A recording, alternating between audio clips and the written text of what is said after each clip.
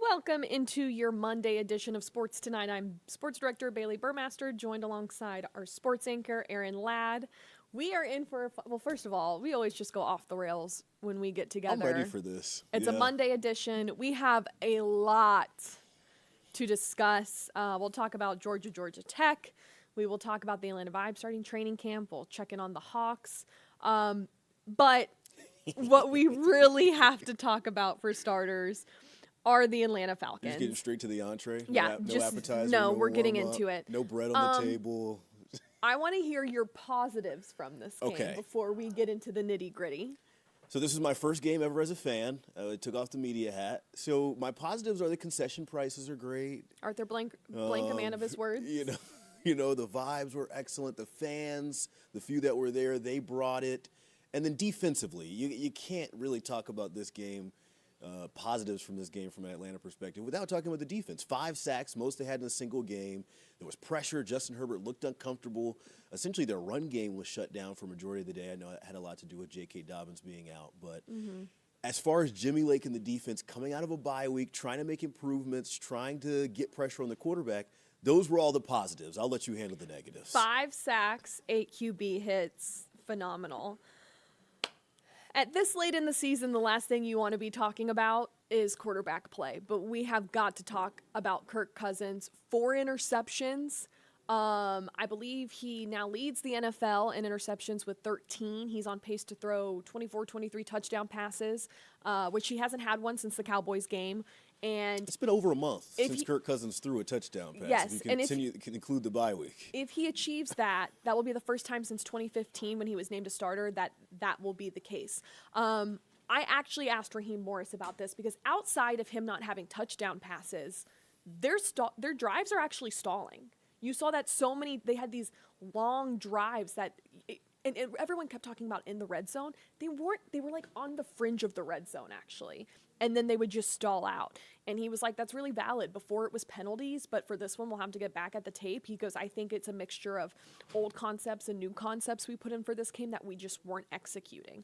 But, okay, do you want to go and then I'll rebuttal with my whole spiel, or should I just get into my spiel? I wants to say, put Michael Penix in, are the exact same fans who were mad they drafted Michael Penix. Please sit down. Okay, now go ahead.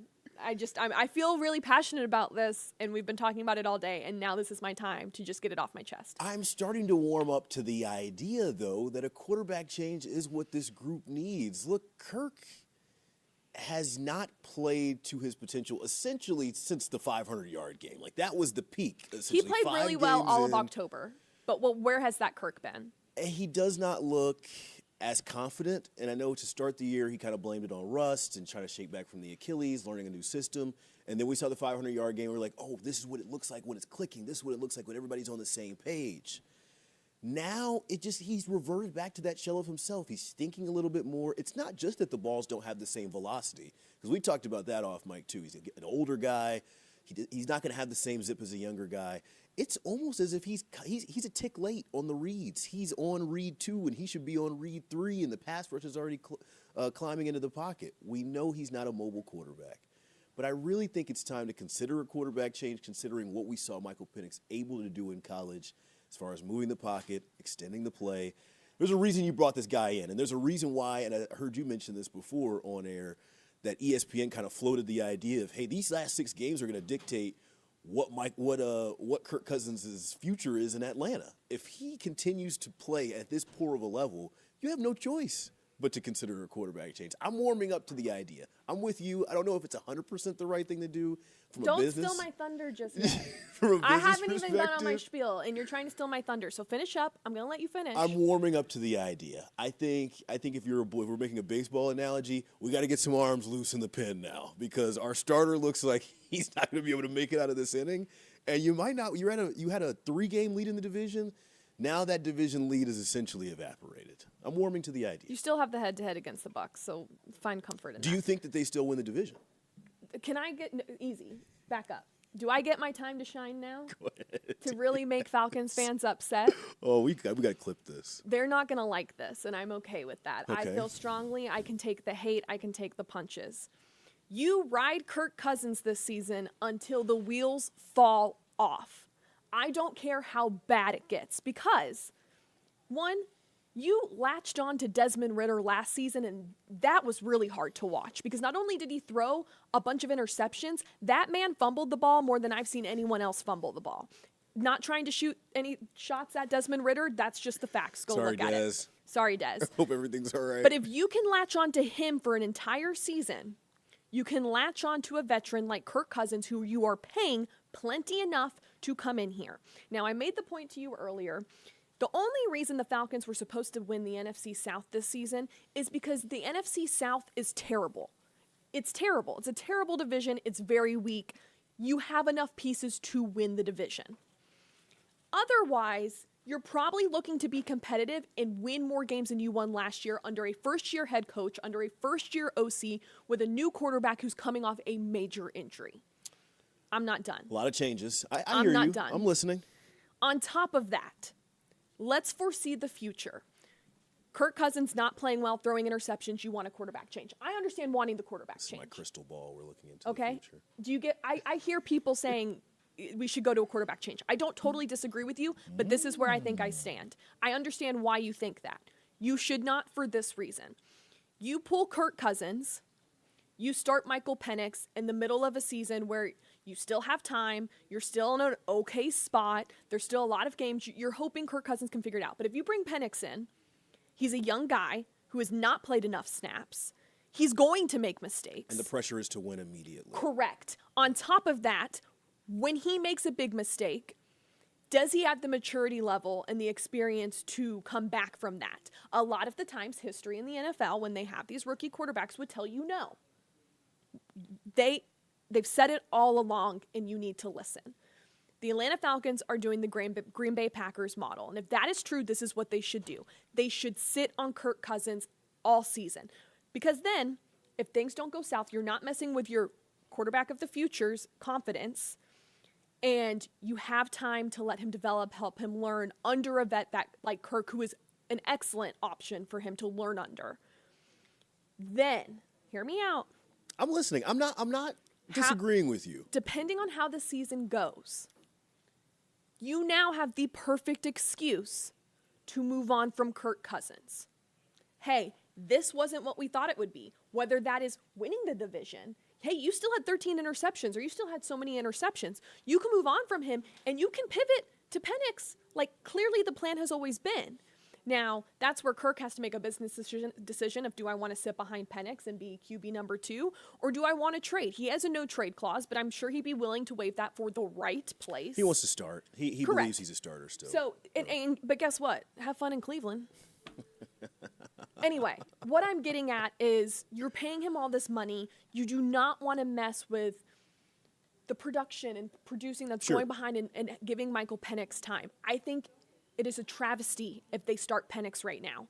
I do not think that's what's best for him or this organization long term, which is why I think you ride Kirk Cousins this season no matter how bad it gets. And you know what? I'm going to be a little positive here, a little positive Patty. Wow, it's new for you. I know. It's uncomfortable. I think Cousins will figure it out a little bit. He's got no choice. The only way to go is up. He hasn't thrown a passing touchdown since Halloween. Bar's low. Bar is low. So that is where I stand. When you say the wheels fall off, I don't think he can survive another 4-interception game. I don't think he has another 4-interception game. I think if he throws 2 picks in the next game, you start, because when we're talking about how competitive this league, like I hear you, and I could even see behind closed doors, Raheem and the brain trust in Atlanta. It's the same reason they haven't benched Carson Beck. And they're like, look, we know what the plan is on paper, but when you're in the heat of battle, guys make decisions. And I understand wanting to see Kirk out, and you promised him one thing, but that's why the whole math on how Atlanta got into this quarterback room right now was wrong to begin with. Here's what And you're trying to salvage a situation where you don't step on anybody's toes, but somebody's going to get their feelings hurt at a certain point. I don't agree with this narrative that the Falcons have lost confidence. I don't. In Kirk? No, period. Like, there were a lot of questions asked yesterday. Have they lost confidence? Have to. You lost 3 in a row. I genuinely don't think that. I think that is a bigger concept look than it is individually at every single game. Now, are there bad losses in that? Yeah. The Chargers, they had no business losing that Chargers game. Going into New Orleans, you had a chance to put the division away. And now you're in a dogfight to basically clinch a playoff Correct, spot. but we all saw that coming. I mean, I did. Kirk literally said every team that like fires their head coach ends up winning the next game. You knew that was coming. The confidence that the team had at that point in time versus the confidence level where they're at now, it's different. It's different. The defense has played better. The offense has played worse. I don't. Here's my thing. It's like, who are any of us to talk on the team's confidence? You can see it. I disagree. I think we're projecting a little bit there. You can see I think we're projecting a little bit there. Kirk looks frustrated. He looks like a guy who is trying to figure it out. I think to question his confidence is fair. Okay. But here's what I would say. If we're going to talk about confidence, you really think everyone in that locker room is going to say, yeah, I'm more confident with Michael Penix Jr. running this team? No. All right, then that's what I'm getting at. Calm down. Yeah. Everyone calm down. I think there's reason for concern. Last 6 games, I thought that they were going to go 3-3. That's still 100% in realm, and they can still make the play. It still gives them 9 wins, a 2-win improvement. Do you think they still win the division? See, that I don't know. I think they still could. I really don't know. I'm not as confident as I was maybe a few weeks ago. Carolina's playing better. That's not a walkover win in Week 18. Oh, Chuba Hubbard, that fumble. Oh. The Vikings game that you're playing, they're the best team in the NFC right now. Like, you're not. Do you think? Okay, you think they could walk in to Minnesota and win? They couldn't walk into New Orleans and win. And New Orleans was on a 7-game losing streak. Okay, but let's not forget, we also didn't think they would walk into Philly and win. Like, I mean, weird. You're a Falcons fan. You should know this. They have weird caveat games. Allegedly, yeah. They have weird caveat games that they have no business winning, and they win. When expectations are the lowest, the Falcons always find a way to rally. So we'll see. I'm yelling a little bit. Let me calm down. I'm sorry. To take a little break, we're going to play some Kirk Cousins sound from his presser where he basically put it on himself. He knows he can't turn over the ball. He answered for the interceptions and all the stalling drives. So let's hear from Kirk himself. Outcome, disappointing play. I look to myself and say, I got to play better. It hurts when you feel like your defense played winning football. You feel like your special teams made big plays. Felt like, run game did a solid job. I got to play better. And so take responsibility and you go back and you're kind of, have to watch it with a really critical eye and talk about, okay, how can I make sure this never happens again? And that's the mindset. So disappointed right now. It hurts. And, feel like that was a game we had a chance to win if I had played at the standard I expect to play at, and take any questions you have. Hey, Kurt, do you think maybe it was probably a better time to kind of get a game like this out of the way heading into Minnesota? I don't know. I don't think there's ever a good time for it. I think, whether it had been every game, I say this, it was a great performance, a bad performance, anything in between, you have to treat it as a standalone event and be able to get back on the horse and get to work the next week. And this week is no different. So that's how you approach it. Kirk, outside of the 4 interceptions, it seemed like y'all were able to pick up chunks of yardage. The drives were lengthy. So what do you think is it outside of the interceptions in that final third that you can clean up to finally punch the ball in the end zone? Yeah, I thought, we did fail, to get in the end zone at the end of drives and, just a couple of those pass plays that we weren't able to connect on. Each one kind of has its own reason. They did a good job in coverage, and they do a good job mixing rushing coverage and made it hard to get points. Kirk, on the interception you had there in the end zone, what were you trying to do there? What did you see? Yeah, I just saw Drake matched, and as I kind of ran up, I just wanted to, he's so good at going up, and I just thought I'm going to give him a chance to kind of go up. But it was just trying to do too much. I think I can just throw that ball away. I think, in rhythm, may have been able to kick it to Darnell Mooney as well. So you go back and watch that. But I just kind of misinterpreted where I could put the ball to Drake as trying to give him a jump ball. I don't know how much being hot versus being cold athletically is a real thing, but the last 3 games haven't gone the way you've personally wanted them to. Do you have to do something to snap out of that? Does that sort of become a thing, or is it all separate play to play? Well, certainly when you haven't played at the standard you want to a few weeks in a row, you do want to change that, turn it around. I've never felt whether you're playing really well for several weeks in a row. I've never felt like the games carry over or vice versa. You just have to, perform the best you can each week. And I think there's plays in the Saints game. You look back, outside of the interception at the end of the game, felt pretty good about the execution. And then the Denver game, certainly, the first 2 drives felt good execution, and then just weren't able to sustain it. And then this game, certainly the turnovers. So it's not any one thing that's showing up every game. You just have to go back and and try to become better as a player. And a tough game like this gives you certainly an opportunity to do that. Where do you sense this team's confidence is at this point?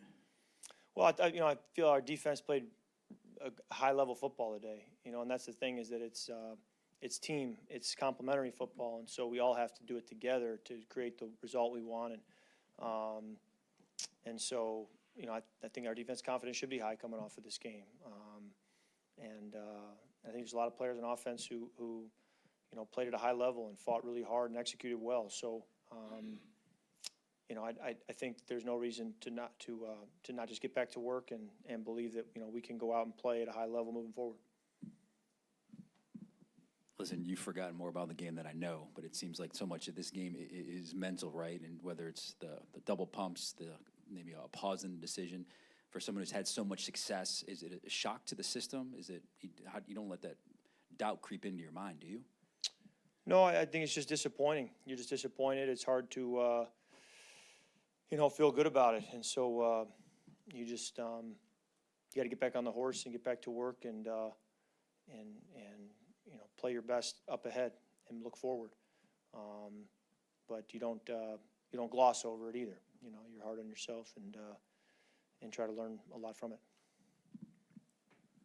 Kirk, how do you feel physically at this point, from your Achilles to your arm and everything else?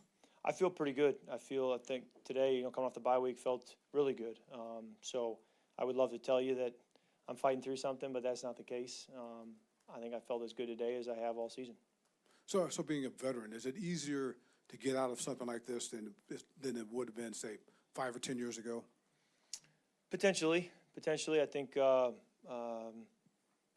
always helps to have experience and to draw from that, and so I certainly have that, and potentially can help, but you got to go do it. Kirk, on the pick six, it looked like there might have been a little miscommunication with you and the target. Could you please explain kind of what happened on that play? No, just it wasn't any miscommunication. I think it was just a poor decision. Was trying to be maybe make too quick of a decision, be a little too decisive, if you will, and should have just let it develop a little longer, feel that, okay, it's covered, and progress was really what probably needed to happen. A little too decisive. Coming off a bye week and having time to recharge, and now several games ahead of you, how do you not let this moment snowball? Yeah, I think it's every week. You whether it's a good game, a poor game, you have to get back and work hard to prepare and to not let your guard down after a good game, to not press after a poor game. You just have to kind of be steady and go through your process and try to chase that consistency, and that's what all of us are chasing every week. And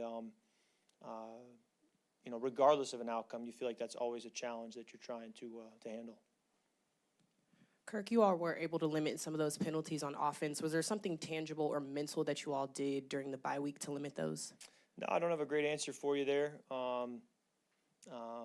It is important to stay out of penalties. I think it did help us today, but nothing specific I can point to.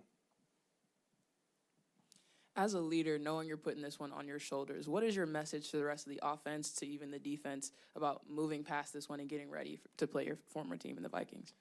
Yeah, I think, it's similar to what I've been saying here the last few minutes. Just have to get back to work. Understand each game is its own entity, and just plan on putting together, the right preparation all week long to be able to, go to your next opponent and play your absolute best. Kirk, the team's not under 500, and you're still in first place in NFC South. So does that kind of, buffer what just happened? Well, I certainly think that, and some of these questions have been to, moving forward. And I think when we're in a situation like you just articulated, that's where moving forward is really important, because we have so much football ahead of us that if we can execute at a high level and win, we do have what we want to go get. So that's where the moving forward part is really important. All righty. So we will see if they're able to bounce back. We'll be in Flowery Branch on Wednesday. The Atlanta Vibe had their draft. They traded up to take the first overall pick. Aaron, you got to spend some time with them today. What were the vibes around the Vibe? You stole my line. The vibes were immaculate for Atlanta's pro volleyball team. New head coach, first year for Kayla Banworth, who is a former Olympian in volleyball, got a bronze medal in 2016. Talked to Leah Edmond, who is the reigning league MVP, plays for the Vibe as well. And there's just a lot of excitement. This was the first day of what's a month-long training camp, so it's going to be a lot of acclimation. Obviously, people are getting their cardio and conditioning right, getting their bodies right. Leah was mentioning how some people were overseas, some people were playing in Olympic ball. So just a lot of different off-seasons all coming together now for this month where they get on the same page. Talked with Kayla, the new head coach. She mentioned how they're going to trim down the roster, trying to get the best 14.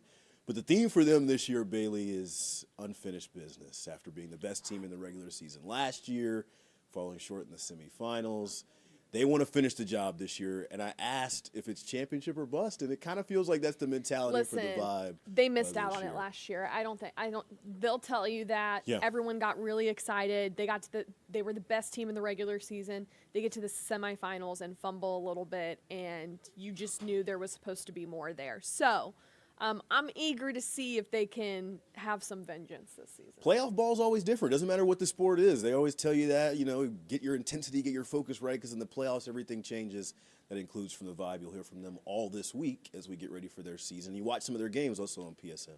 Correct. Okay, let's talk about Georgia Tech ever so briefly. Sure. And then we'll dive into, we're going to be talking about the SEC championship all week, so we won't get too much into it now. You want to stick with Georgia Tech? But let's keep you wanting more. Turn back in this week to talk Georgia, Texas in the SEC championship. But for starters, why don't you tell me, because you had the pleasure. I sure did. The pleasure of sitting through 8 overtimes, and just what was going through your head as overtime was going on. It was colder than I thought it was going to be. And he comes from Kansas City. I don't know what I was expecting there. I didn't know the rules. I know the players didn't know the rules. There was some confusion on when you had to go for 2. Essentially, it just turned into a penalty kick shootout at a certain point. But, man, you got to feel for Georgia Tech after this one. And I was covering the kind of the Tech angle. Lee and I were down there. We were actually the last 2 to do sports tonight. He did the UGA side, I did the Tech side, and you could just feel how important it was, not only to Brent Key, but also to Haynes King, also to Jamal Haynes, the seniors. They go up 17-0. Not that they thought the game was over, but you could just tell and sense how much this meant to them. And for Georgia to do as they've consistently done this entire year, Bailey, to just find a way, scratch and claw, and get their way into it. It was an instant classic. Certainly one I'll remember forever. You can see the emotion on Brent Key's face post-game talking to Kirby Smart, who I think had a lot of sympathy for him in that moment. Not only that, but Haynes King. I mean, that kid bawled. And to know that you should have won that game and you came so close to topping Georgia, and then have to sit there and realize, you go to 8 overtimes and you can't get it done. I mean, I can only imagine. But it was interesting because I think Brent Key was on a radio show where he basically said, I saw that. The fire in me and the gasoline that was just poured on it, it wasn't, I get it. I get it. And you know what? Georgia Tech is a program on the rise. Absolutely. Brent Key has done a stellar job in a very interesting time period in college football. I do want to talk about one topic where Georgia is concerned, because I genuinely feel like we do not talk about it enough and we are not harping on it enough, and that is the drops coming from Georgia's wide receivers. It was bad in that first half. But you know what? It's been bad since the Georgia-Texas game in mid-October. We've just kind of overlooked it because they've had some wins. They've they had some losses, but they were able to get it done against Tennessee. They still had drops in that game. They get it done against Georgia Tech. They still had drops in that game. Kirby was so unhappy with the drops against Georgia, Texas, and guess what? Guess who's coming to Atlanta for that game? It is something that I am baffled by, why they are struggling to catch the ball so much. Let me nitpick a little bit here. Let's hear it. At me? No. This is specific to the Georgia offense. We're coming for you, dogs. Okay, I'm ready. Where's the run game? Look, I know they've had A lot of injuries. I get that. But when you think about Georgia football, especially in this era, you think about establishing the run. You're putting your quarterback in a tough position, not only when you can't catch the ball, to your point, but when you're always in a 3rd and long situation or you can't get ahead of the chains. And there's a lot of situations in that second half. I know they're trying to play catch up, but I just felt like the run game was underutilized. And now we're switching into postseason ball. Word to our last topic about playoffs and everything changes there. Running the ball and defense, those are the two things this time of year that mean something. And if you don't win this SEC championship game, you're talking about going on the road to a cold environment in January. That run game needs to show up again and help Carson back out. Hot take. If they play Penn State, Happy Valley, they are not ready for that weather. It's a difference maker. They were huddled up on the heaters. I'm telling you, they are not ready for it. They better hope that they win and they get a bye because I don't know what they're going to do. Okay, we're going to keep it pushing here. Hawks NBA Cup update. They clinch a spot in the NBA Cup. Now they'll go to the knockout rounds, which consist of single elimination games for the 8 teams that advance from the group play. Quarterfinals begin on December 10th and 11th. Teams that will win progress to the neutral site semifinals, and then the championship on December 17th. This team is riding 3 wins and has found their stride a little bit. Play all you can for the Cup. I mean, realistically, you're not winning the Larry O'Brien this year. I don't think I'm breaking any news here on Sports Tonight. Go all in for this. I even saw where real voice of the Hawks, Steve Holman, said, this would really be cool for the guys on the end of the bench, like the Keaton Wallaces of the world and those two-way players, the Vitts of the world. Vit, I think is how you pronounce it. Mm-hmm. Well, go as far as you can. And it has nothing to do with me possibly getting a trip to Vegas out of this. We're not going to Vegas, but okay, whatever. Keep going. Keep talking.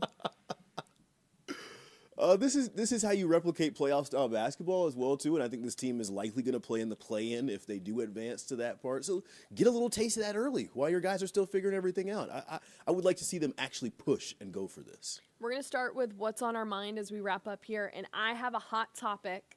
Hot topic. Okay, let's hear it. Women are told we're too emotional sometimes, right? I saw you post something about this on Threads. I'm a little nervous where we're headed. Why, all of a sudden, do we want to plant flags on the 50 and everyone's got to fight? Listen, I was here for it for the Ohio State-Michigan game. Okay, I was here for it. I was like, messy at the end. Crazy. And then everyone decided to do it, and I was like, none of you are original. The petty doesn't even hit like it's supposed to. Stop. Act like if you've won, act like you've been there before. And if you lost, take your L and go to the locker room. I felt so many ways. It was cool for Ohio State, Michigan. Cool's a bad word, but you get what I'm saying. And then after that, literally every other rivalry game, there was a fight. And I was like, okay, it's lost its punch, pun intended. Did Bedlam have an altercation this We year? don't do Bedlam because OU I left forgot the Big about 12 to play in the SEC where they're taking a Forgot lot of about that. L's. But I can't talk about L's because Oklahoma State is the L Central right now. We have, 40 seconds? What's on your mind, Aaron? And I don't say Oklahoma State football because I'll end the show early. I missed the Brockhampton era. For those of you who follow me on social media, I'm a big music guy. I missed the Brockhampton era and just wish very generally that there were more groups in rap and R&B. I feel like groups aren't really a thing anymore. The Migos were the last big group. I want to see more groups in those genres. Favorite Brockhampton song? Bleach is what I was jamming all day today. It's a classic. Gold. Yes, Ginger. that whole I like first Ginger, too. saturation is solid. We do like music here on Sports Tonight. But that does it for this edition of Sports Tonight. For Aaron Ladd, I'm Baillie Burmaster. Join us throughout the week. We'll be previewing everything this week, especially the Georgia-Texas matchup at the Benz. Have a good night.